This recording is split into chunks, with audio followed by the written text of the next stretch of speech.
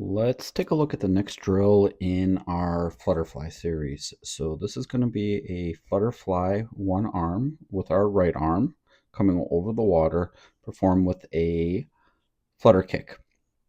Our athlete here is going to be wearing two pieces of equipment. We're going to be wearing a snorkel, and accompanying that snorkel will be some fins. So let's go over kind of the key items here and what we look for.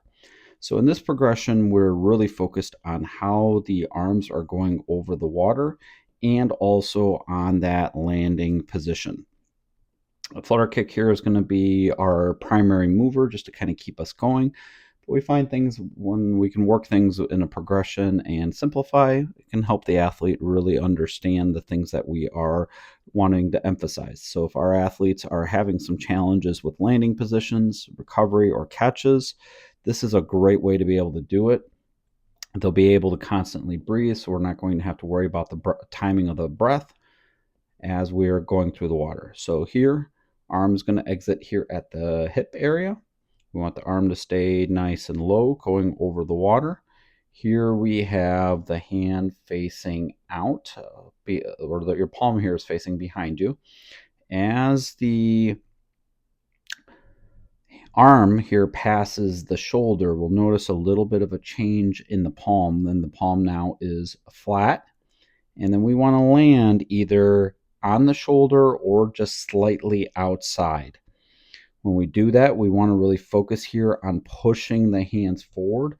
And you can see here that our snorkel has taken a little bit of a dip, indicating we should have a little bit of a press created, and then perform the pull movement. When we're kicking here, actually before we get to the kick, so we should feel when you're pressing down here, just that inverse relationship between the hips and the chest or shoulder area. So as the shoulders here are going down, the hips here should be popping up. And then here, the hips are down while the shoulder and chest area is up.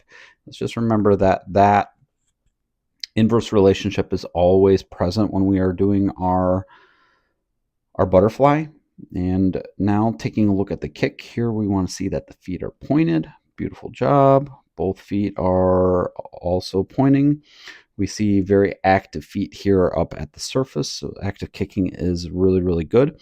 We like to kind of call this white water, boiling water, or thunder kick. It all really means the same thing. Find what works with your athletes.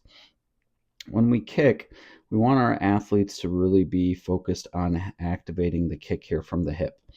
We want to allow for a natural bend in the knee. That way, when the foot comes up, we want to think of like we're kicking a soccer ball, and that the foot here goes under the body so that it can return back up. And then we just keep performing those things over and over again. Non-stroking arm is going to remain up at the top. We will probably see a little bit of a dip there with that arm. That'll be all right. Just make sure that we're not going too crazy with any sort of press that does occur.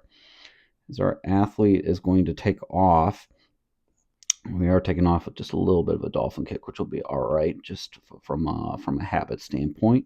We want to make sure just that we are remembering just to keep those feet pointing. Remember that those feet here do come under the body, and we're doing a good job there. And then we've got a lot of turbulence created, which is actually what we would want to see. On the return view here, we're going to look just for those same things. So here, arm is nice and long. The palm here is facing here behind us, and then we're going to land just outside the shoulder. We're going to see that the snorkel here presses down a little bit and then returns up. And again, non-stroking arm stays at the side. We have a great active kick here behind us. Good movement here by our athlete. We transition, we're going to go under the water now. Let's take a look just at that catch. So we said here that a little bit of a press is going to be probably present with those arms, so a little bit of driftage, which will be okay. Let's just make sure we remember just to try to keep those arms up as much as possible so that the athlete is going to really be feeling a press then in that chest area. So back up, we'll take a look at that catch. So here, Our athlete, beautiful job. See here how those fingertips are getting in that downward position.